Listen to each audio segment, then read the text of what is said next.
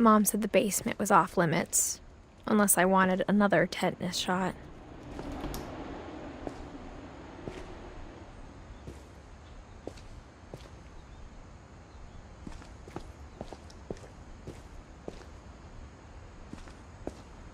I saw Edie sneak down to the basement once, carrying packages.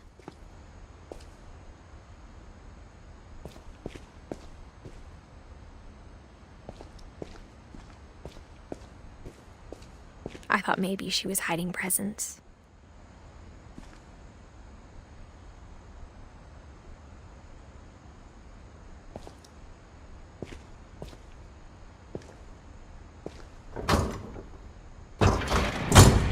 It turned out she was hiding a lot more than that.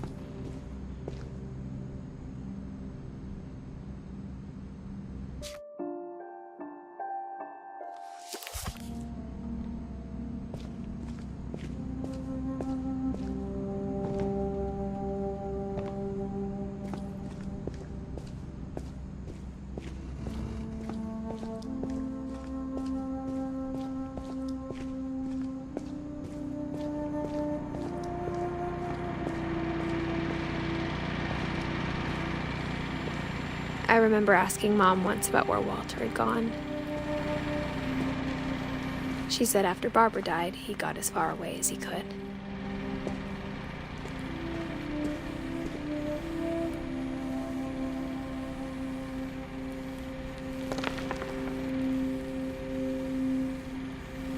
If there's a pattern in all these stories, I think it's that none of us has gotten very far.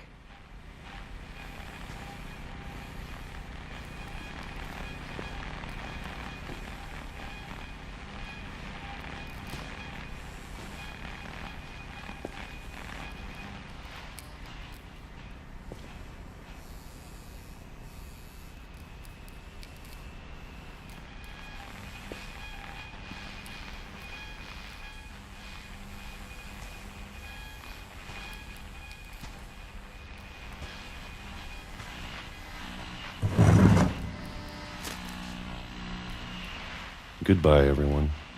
I can't believe I've been down here for 30 years. On that first day, after the shaking started, I didn't think I'd survive a week.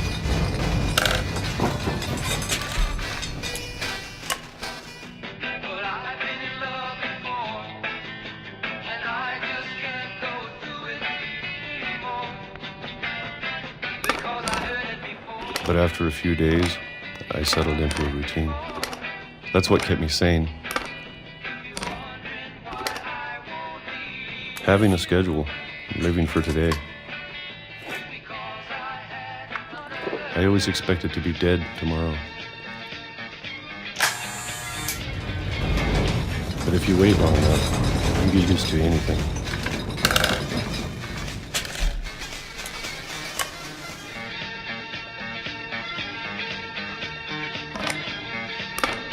Even a monster on the other side of the door starts to feel normal. Almost friendly.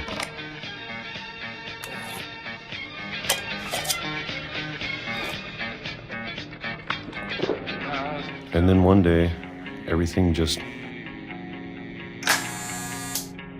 stopped. Whatever that thing was, it was gone. Maybe it got tired of waiting. Or maybe I just got tired of being afraid.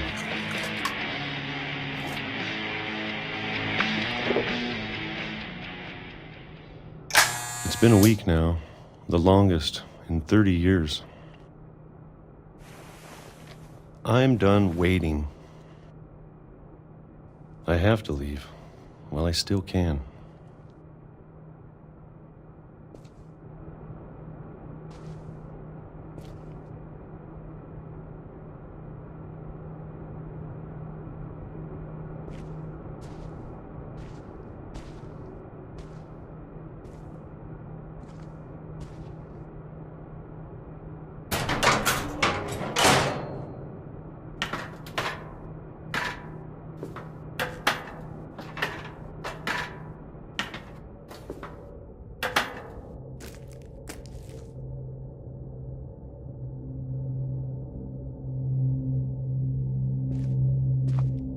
I know it's out there, somewhere. Whatever killed Barbara. And Molly.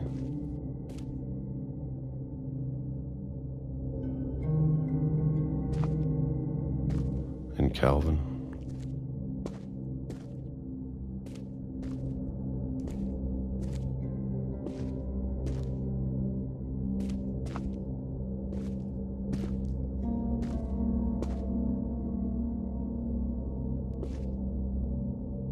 Maybe this is all a mistake. But I need to stop living the same day, even if it kills me.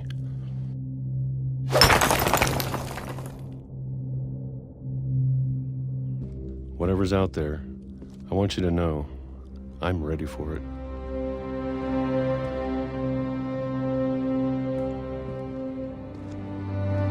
I'm going to appreciate all of it, especially the food. I don't mind if I only have a year left. Or a month.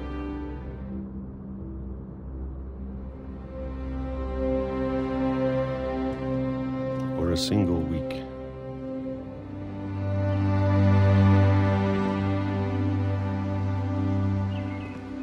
I'd be happy with one new day.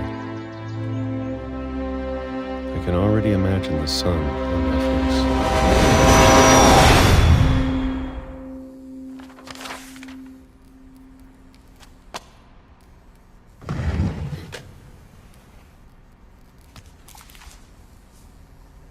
Walter died when I was 6. I can't believe my mom never told me he was down here.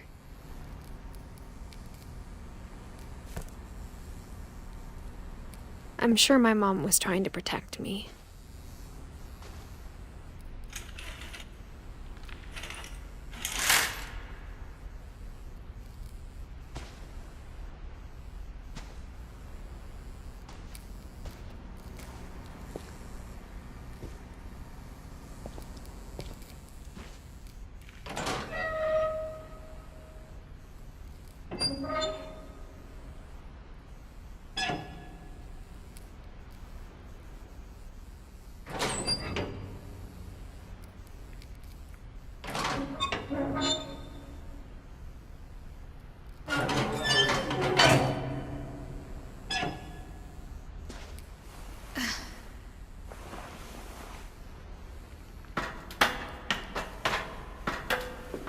Maybe she was afraid I'd end up like Walter.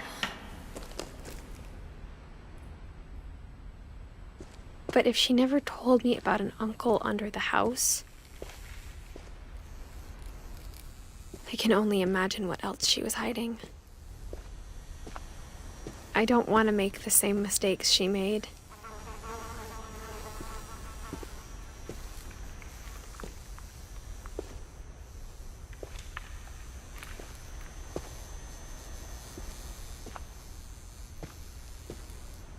Trying to bury something that's still alive.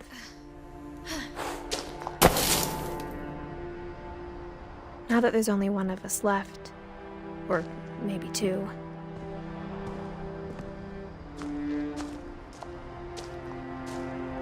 I thought it was time I heard the stories for myself and found out what happened to everyone else. But now I'm worried the stories themselves might be the problem. Maybe we believed so much in a family curse, we made it real.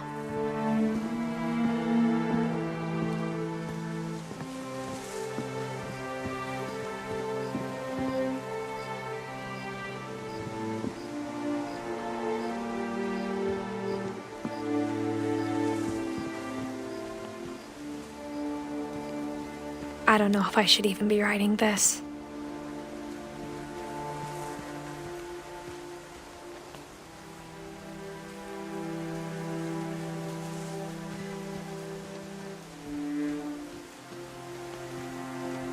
Maybe it'd be better if all this just died with me.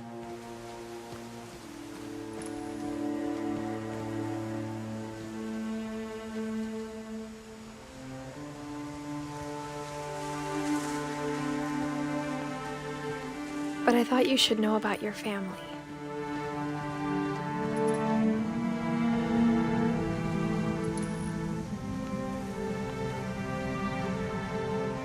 And the history you're a part of.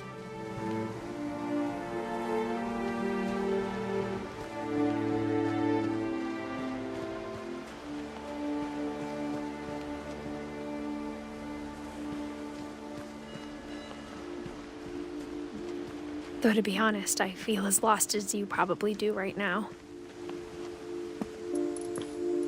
I think the people in these stories believed them, for what that's worth.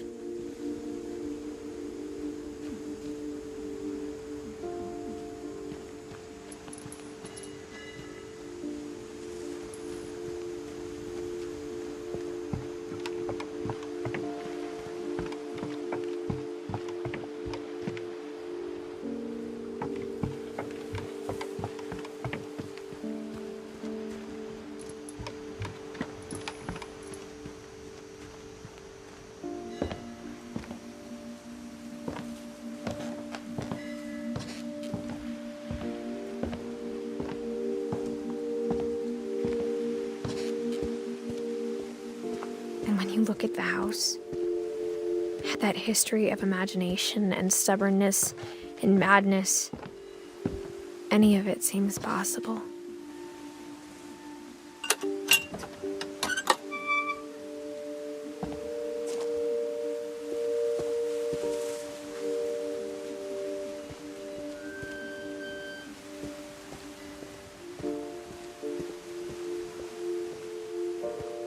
I think we've been surrounded by death for so long, we've just gotten used to it. What kind of family finishes building a cemetery before starting the house?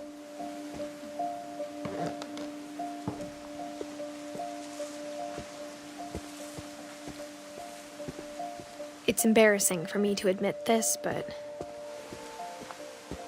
the pet cemetery made me more uncomfortable than the human one.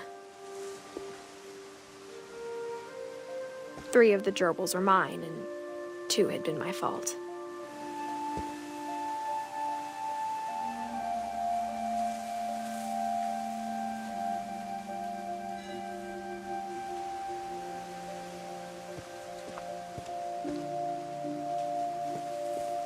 Sven built the house, but it was Edie who designed the cemetery.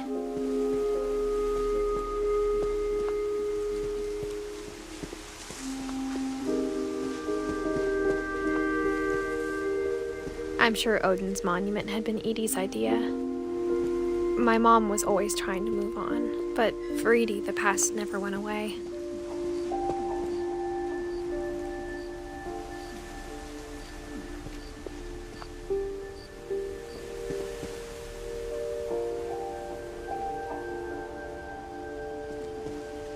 She could see it poking out of the water at low tide.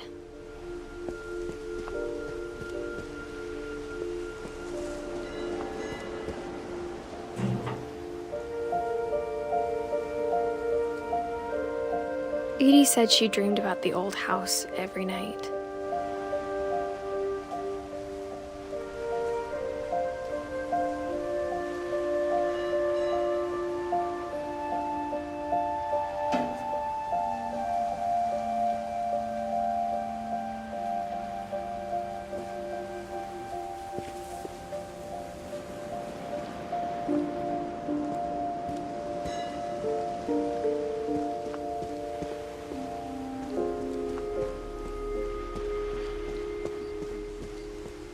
Edie's side was always easier for me to understand.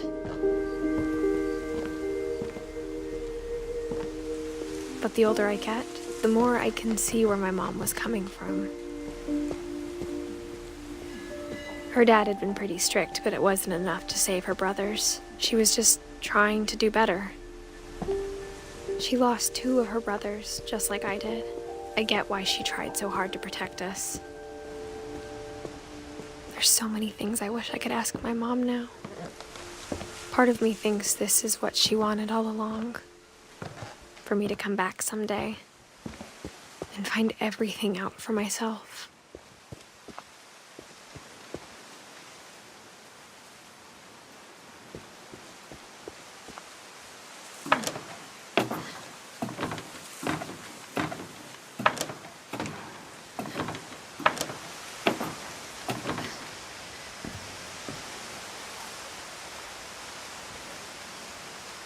But looking back on it now,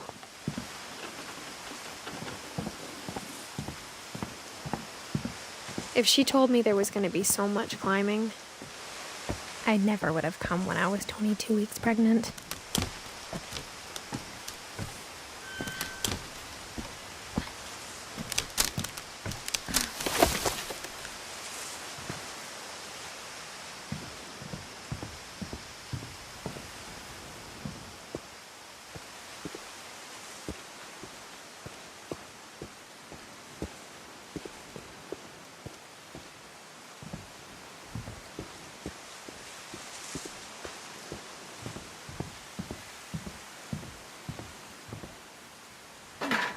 I never met Grandpa Sam, but I think he and my mom had a lot in common.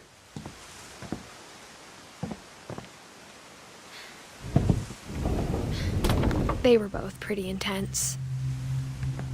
Sam spent his life shooting photos, but Mom said he got nervous being in front of the camera. I guess we're all afraid of something.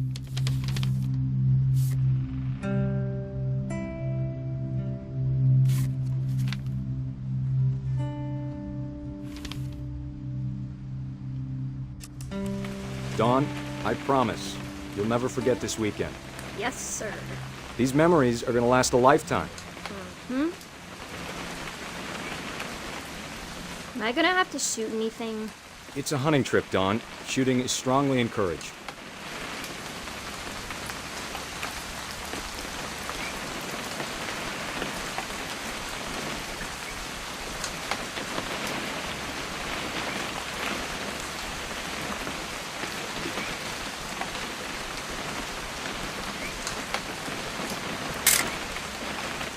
Quite.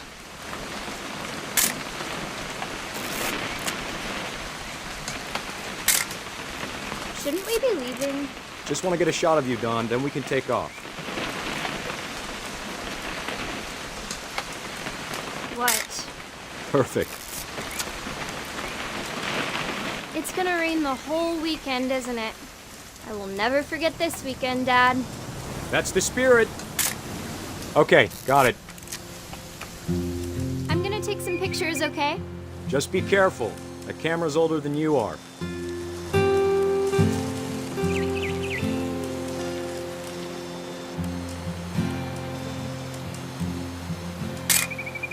You're right, Dad. It's starting to clear up. Still freezing, though.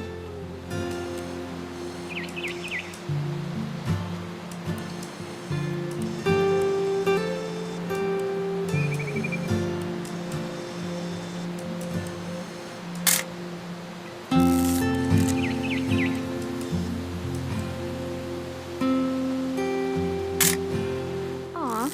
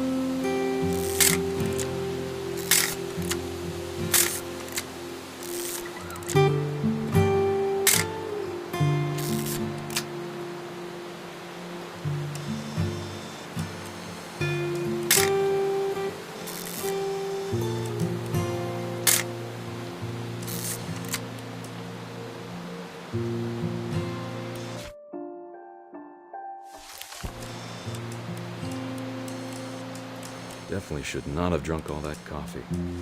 Hey! That's a keeper. Hold still while I take a picture of you. I'm just saying, I'm not always gonna be here, Dawn. You'll need to remember this stuff, if you want to survive. I'll be fine, Dad. You know who else thought he was gonna be fine? Some guy who died. Dawn, I'm being serious. I know, Dad. You're always serious. Doesn't being out here make you want to chill out? Well, to tell you the truth, I haven't been out here in 20 years.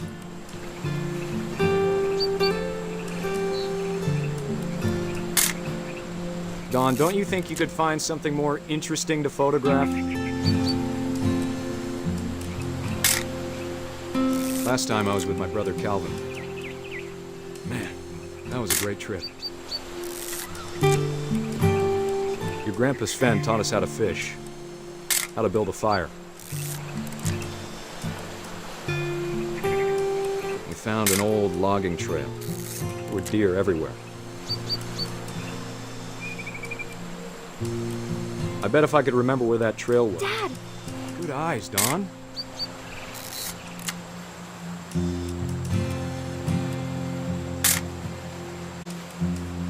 Before you take the shot, let me get a picture of you.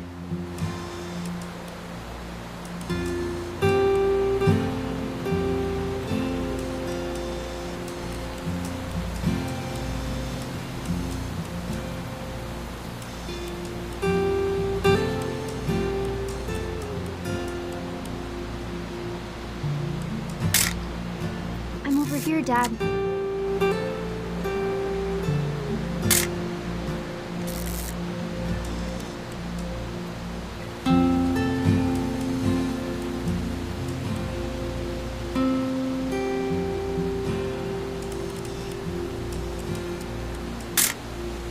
One sec, Dawn. Let me get a picture of you.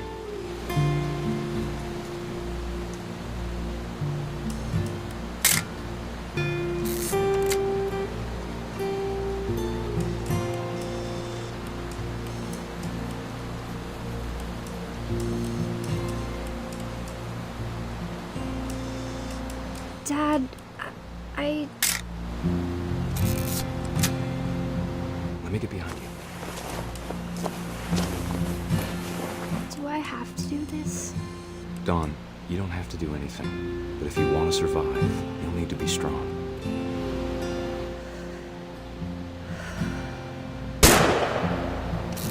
Great shot, Dawn!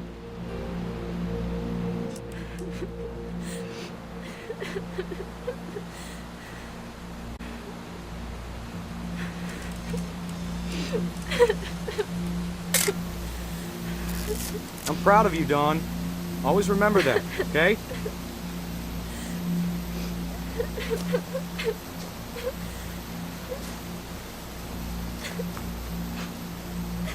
Sorry, Dawn. Just gotta reset the timer.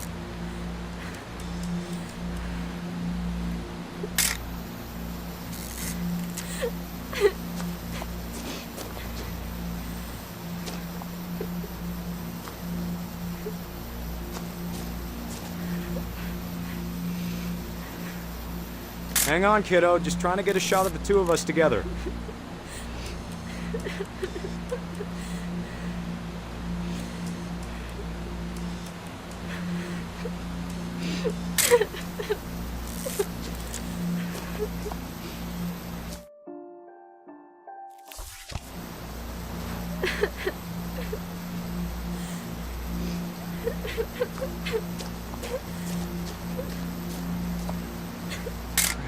Crap.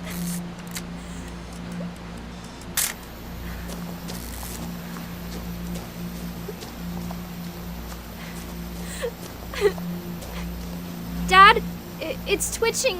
I think That's it's totally some- normal, Dawn. Just focus on the camera. Try not to think about... Dad!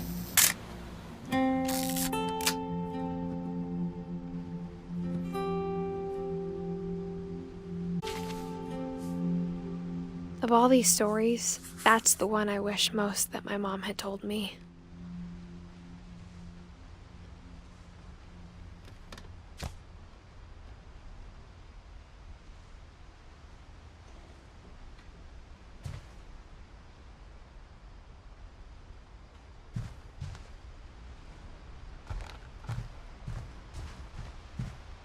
Instead of hiding from death, Sam seemed to go out of his way to meet it.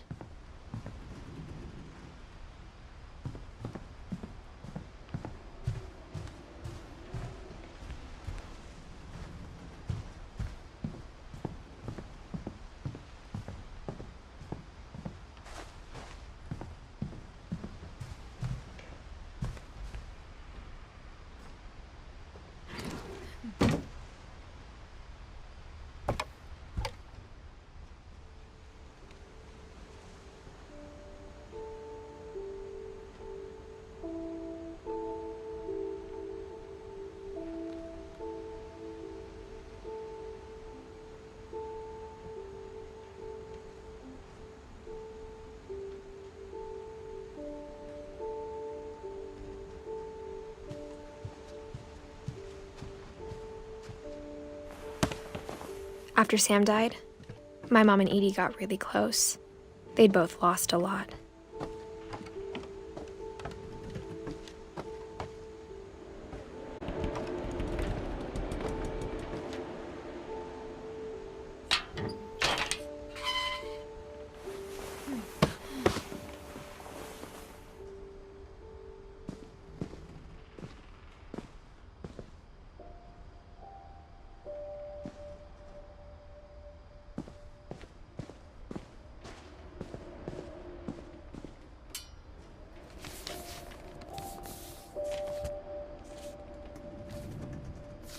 Dear Kay, do you remember the way Gregory used to laugh when he thought he was alone? Like something funny was happening, but only he could see it.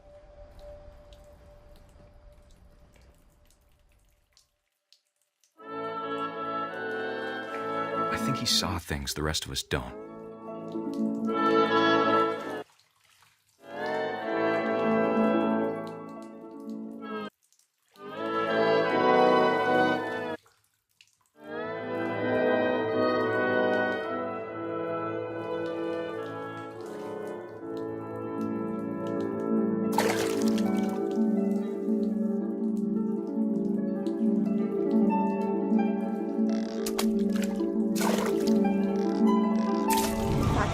Gregory, it's time to...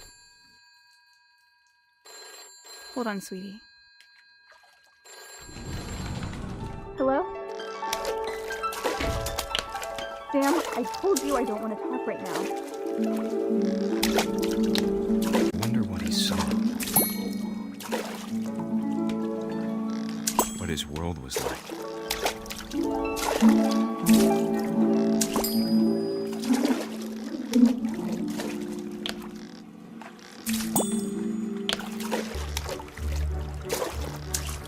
Reminded me so much of Calvin. Lost in his imagination.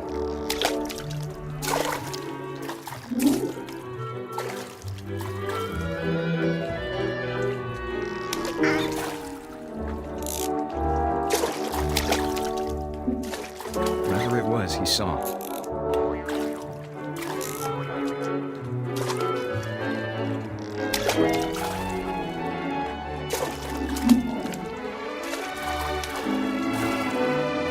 Sure made him happy.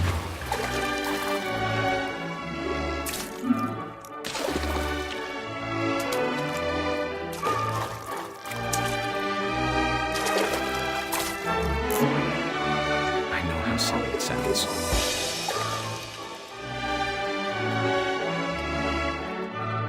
That I worried about a baby being too happy. But I can feel him slipping away. Sorry about that, Gregory. I know you did everything you could. Maybe if I hadn't called that night. Damn it. Hold on, I don't want Gregory to hear this. I wish he could have told us about the world he saw.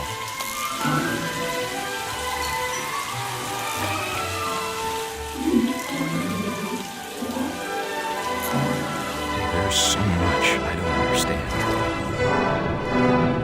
about Gregory, about everything.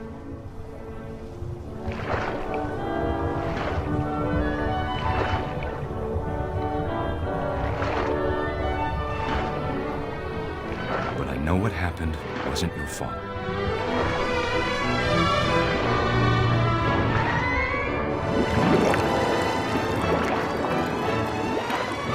I'm sure he's happy. Like he'd want you to be happy too. Good luck, Kay. Love, Sam.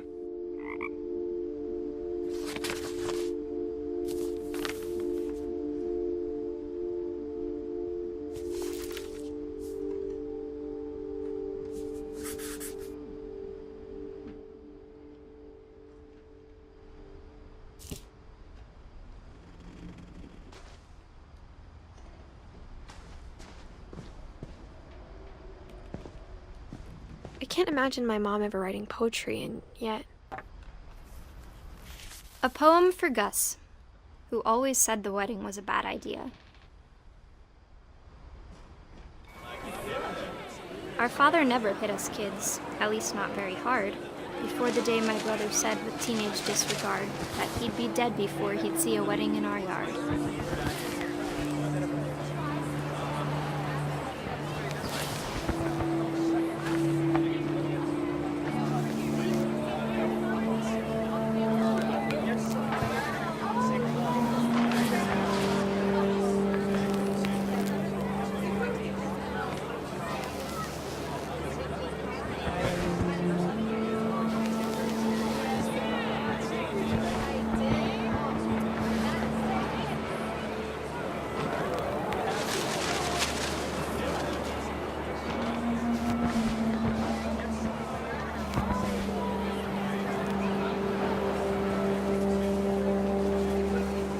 My father made him come, of course, but Gus stood far apart, just flew his kite and bottled up the storm inside his heart.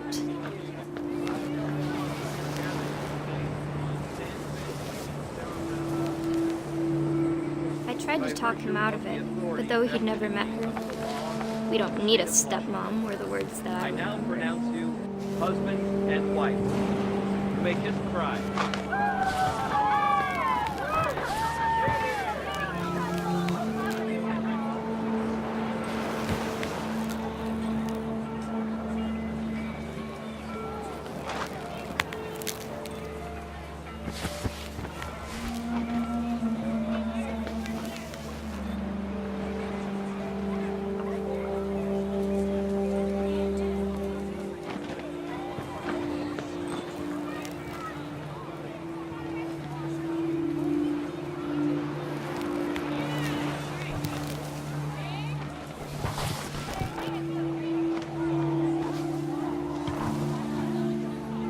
When the time for photos came, Dad ordered him to come here. But Gus declined, and as a sign held up his middle finger.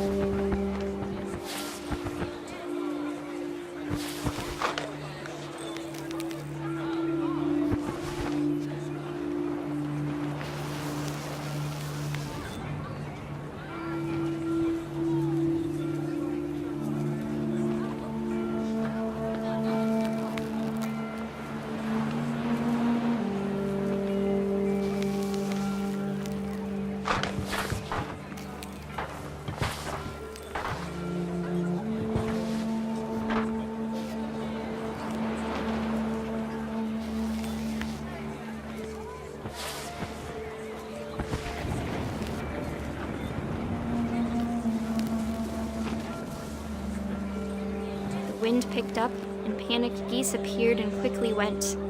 But all the humans did that day was go inside the tent.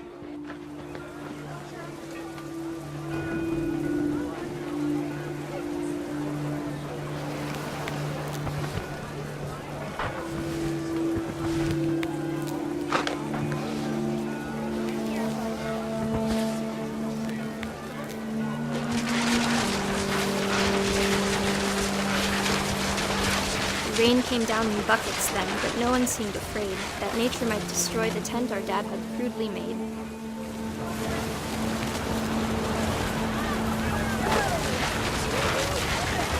The thunder sounded much too close and full of angry power. But all my father said to this was, "Make the music louder."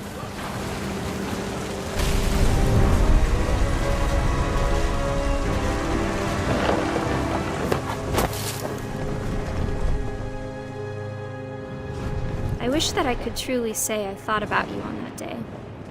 Out there on the beach alone, just you, the wind, the sea, and foam. But I didn't, until we found you.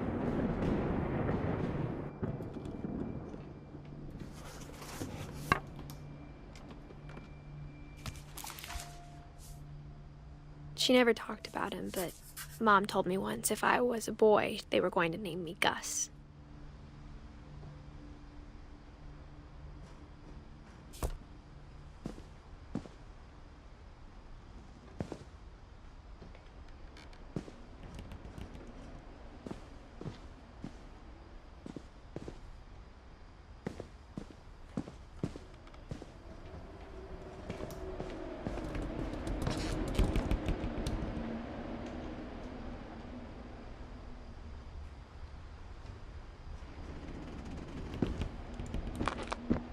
My mom moved up to the loft after her brothers died. At the time, it was as far away as she could get.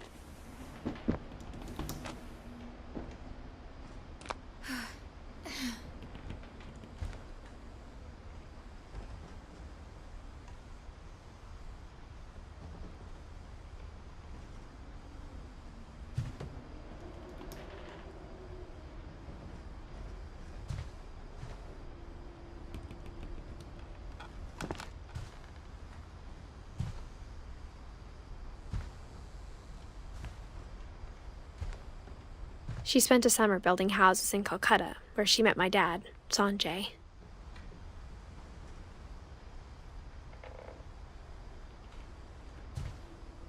Religion was another thing my mom never talked about, but I think it helped her a lot after her dad died.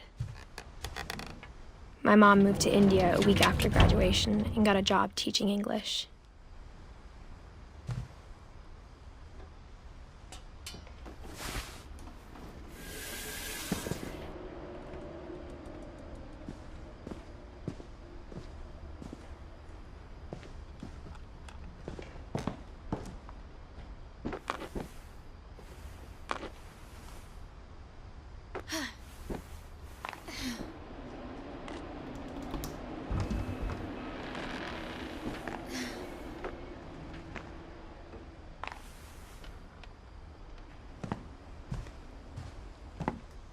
Louis was born a year later.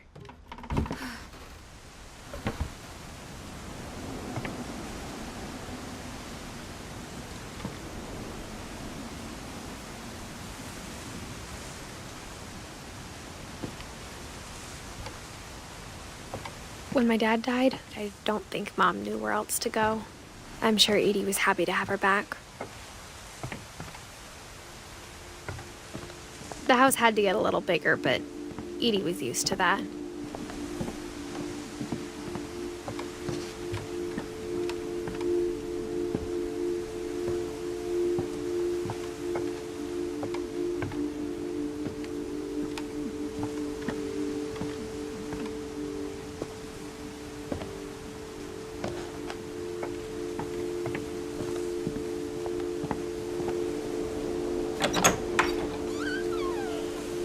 And for a while, things were good, almost normal.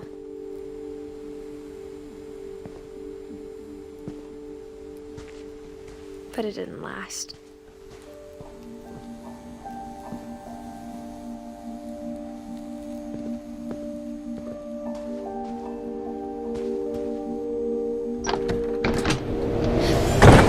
The beginning of the end was Milton's 10th birthday, when Edie gave him a castle.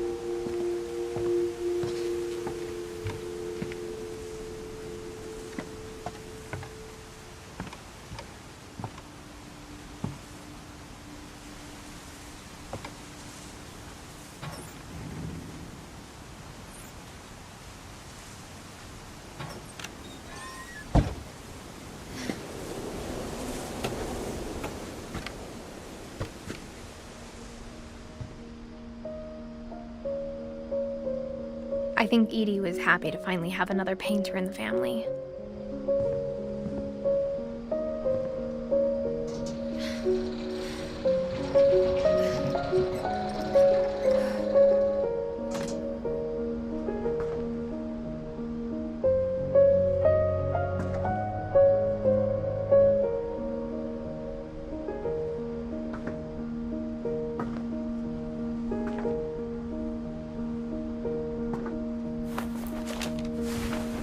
Milton Finch in The Magic Paintbrush.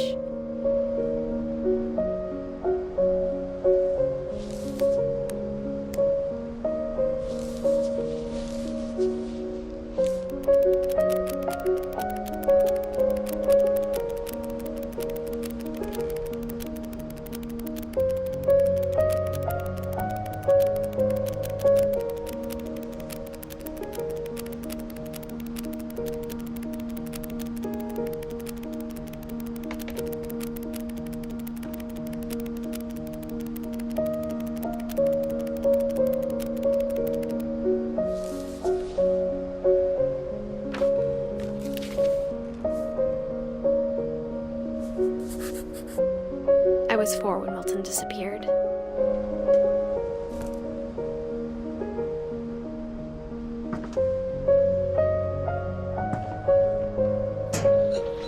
Mom spent months searching for my brother. Then she sealed the doors.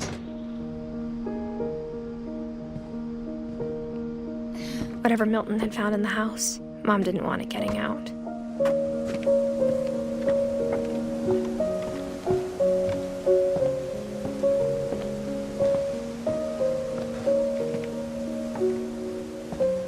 Mom definitely blamed Edie, but I think Louis blamed himself. After he graduated, he just spent more and more time in his room, until Mom got him a job at the cannery.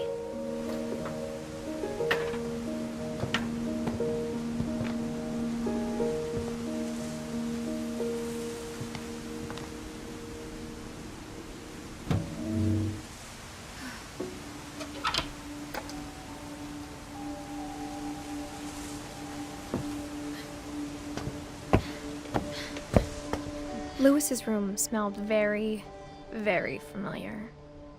That part of him lived on.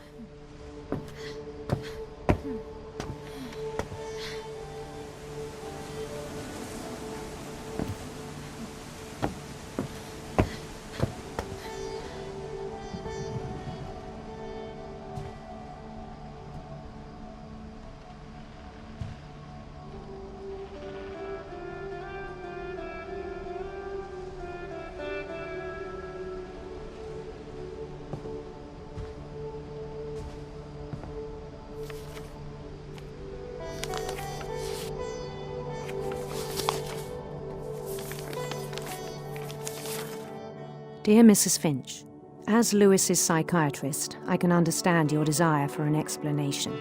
As I see it, the trouble began in January, shortly after we convinced your son to seek treatment for substance abuse. Newly sober, I believe Louis first noticed the monotony of his daily life.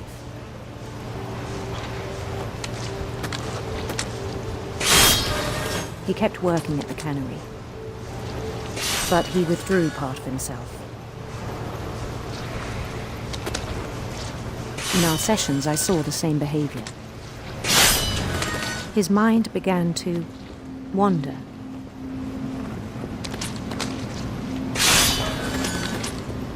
I asked him to describe it.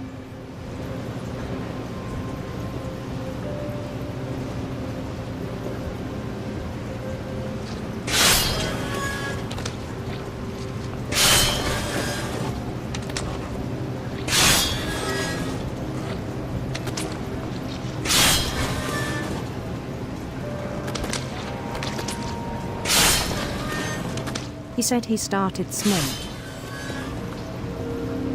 imagining a labyrinth.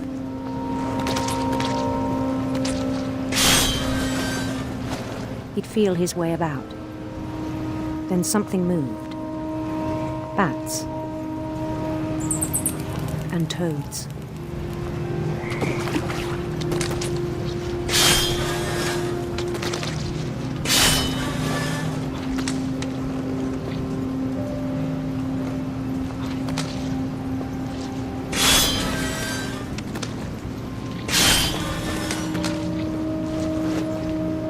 things that have not names. He knew it was all in his head.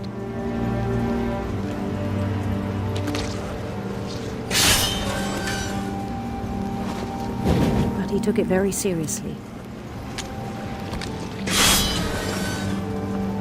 I had hoped he'd find himself.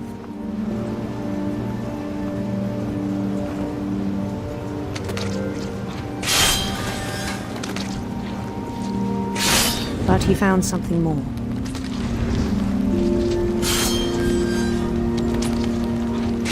I worried about him then.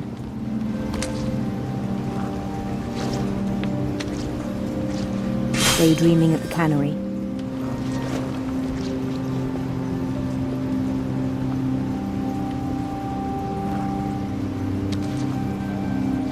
I spoke with his boss. But he said Lewis had become a model employee. Methodical, tireless, focused. Like a whole new Lewis.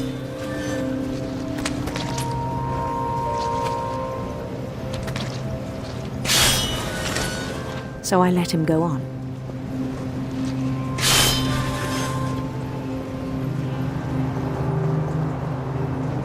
I even encouraged him. It seemed very promising at first.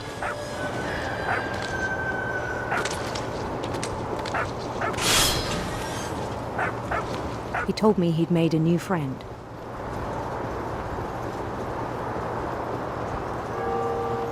On the edge of a city he named Lewis Topia.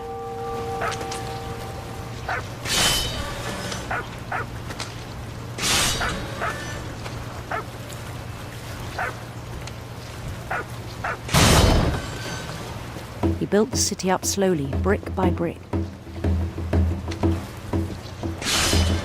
Then he made musicians.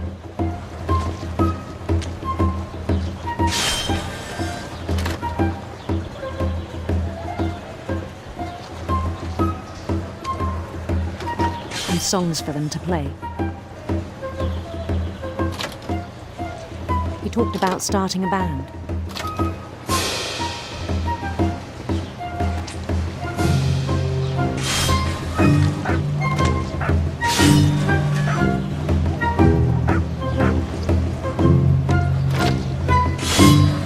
He was always humming something.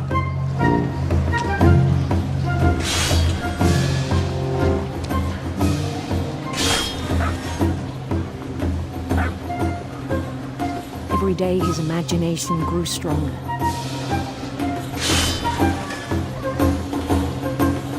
He no longer spoke at the cannery.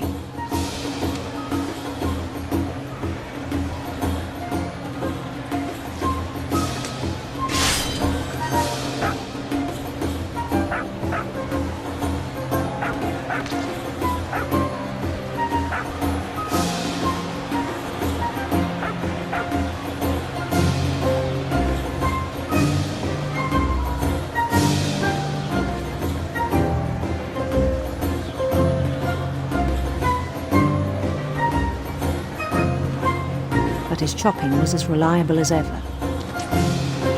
Then one day it struck him that all the cheering crowds, even the stones under his feet, were all in his imagination, so he could do whatever he wished.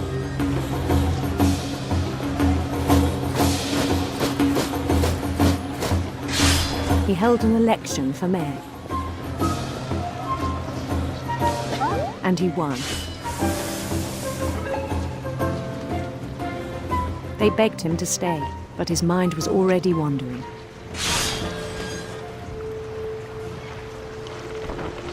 It became a game for him.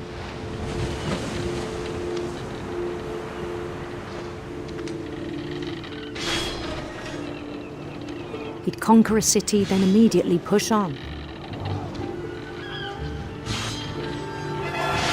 New Louisville.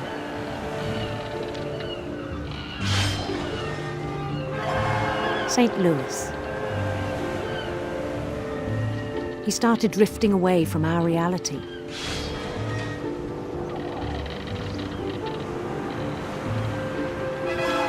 Minneapolis, until one day he forgot to go home from the cannery. Even as his mother pleaded with him, part of Lewis kept sailing on.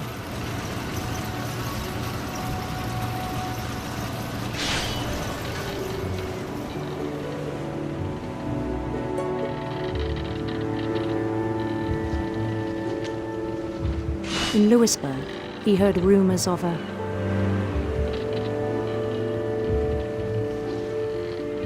handsome queen.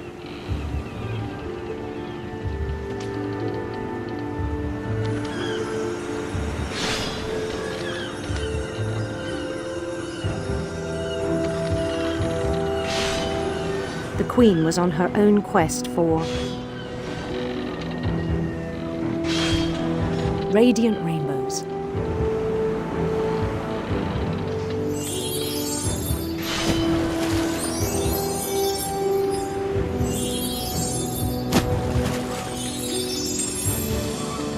He followed the sound of her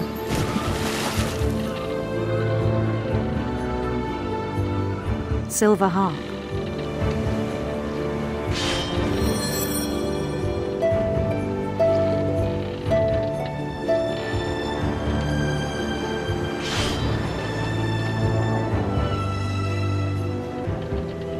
His chase led him to a golden palace east of the sun and west of the moon.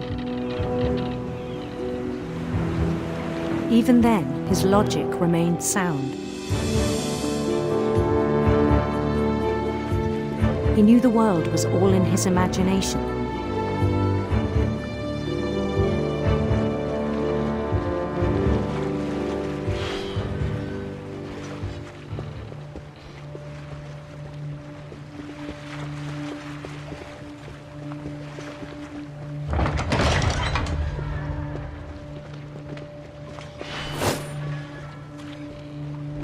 But he was so proud of having created it.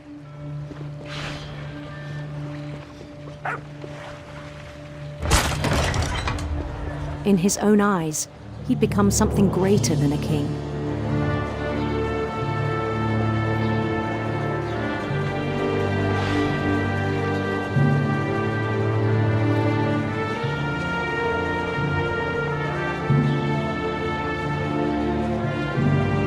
For someone who'd never known success in the real world, I think it was overwhelming.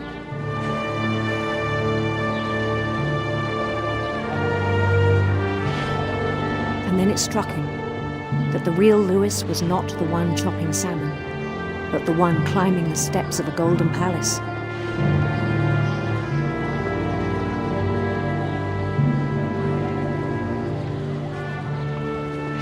My imagination is as real as my body, he told me. It was hard to argue with him.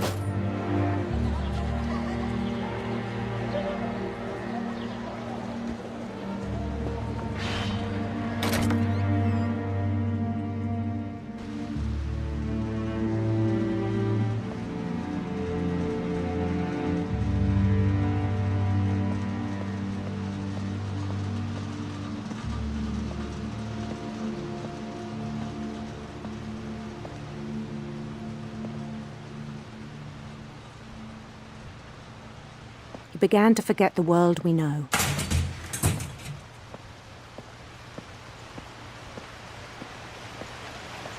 I think it pained him to remember Lewis, the cannery worker.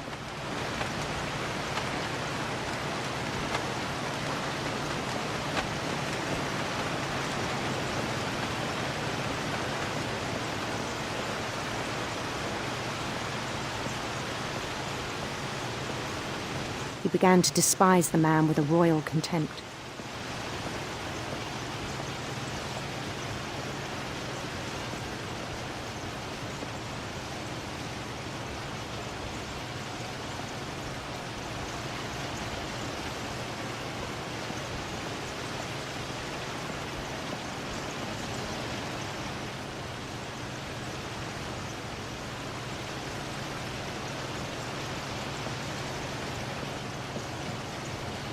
I still thought I could save him.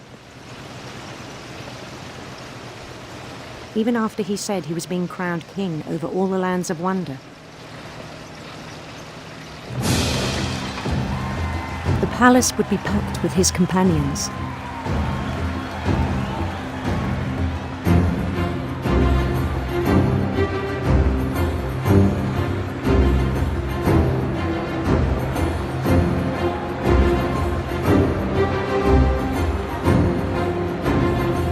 Including the wise Calico who'd insisted on inviting me.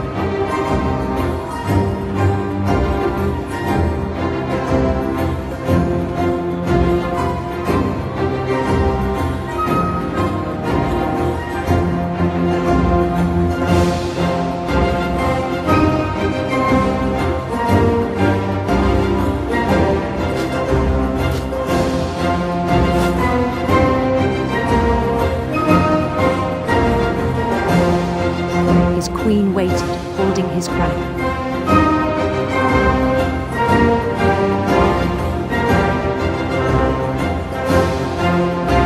There was only one thing left to do.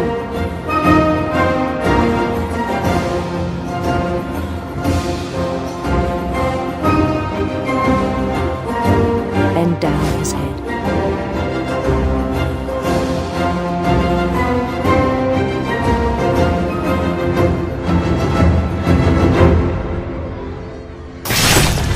The rest I think you know.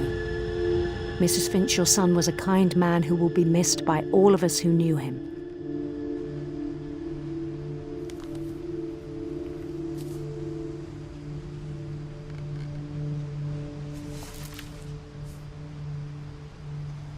My brother was really cool. I wish you could have met him.